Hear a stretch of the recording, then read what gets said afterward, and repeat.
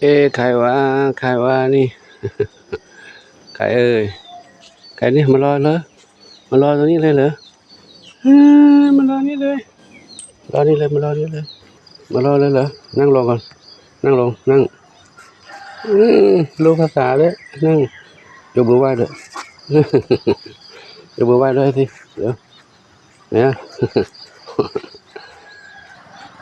ยังไงไม่ไหว้เหรอไม่ไหว้ไม่ให้กินนะนั่งลงนั่งลงก่อน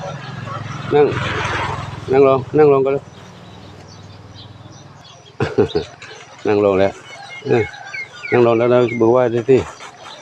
อย่าได้กินอาหารนะว่าอาหารให้กินเนาะกินอาหารเนาะกินเลยว่าอาหารกินดินั่งลงกินก็แล้วยังไงอ๋อหางก้นมาให้กันจะขายหน้าหน่อกินอย่างนี้เลยกูไปแล้วนะกูบินบากันเนอไว้เจอกันใหม่ครับไปเจอกันใหม่เนาะกินเลยไปละ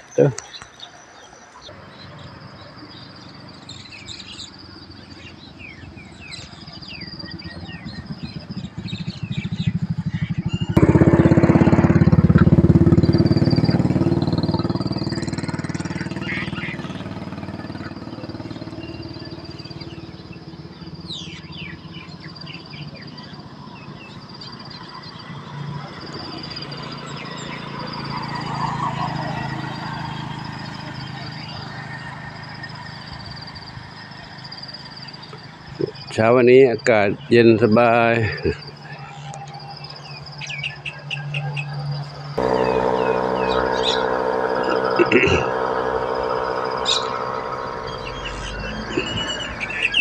เข้าสู่หน้าหนาวแล้วเนาะ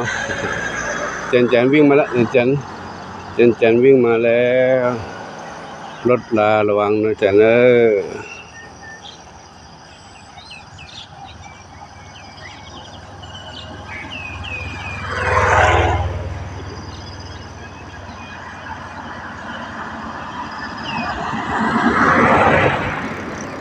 นเจนระวังรถระวังรถเจนดีใจโอ้ยดีใจจังเลยเหรอดีใจมาแล้วหลวงปู่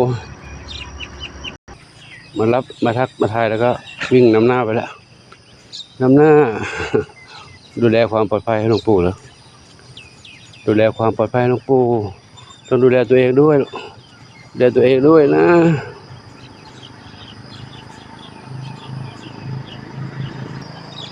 โอ้เจนวิ่งเร็วไปถึงตลาดแล้วปูไปไม่ถึงเลย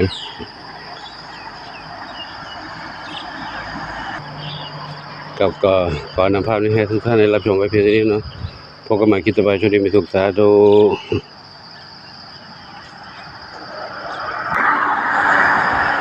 บรรยากาศดีๆอากาศเย็นๆสบายๆหน้าหนาวครับสาธุอายุวันโนทุกครั้งพลัง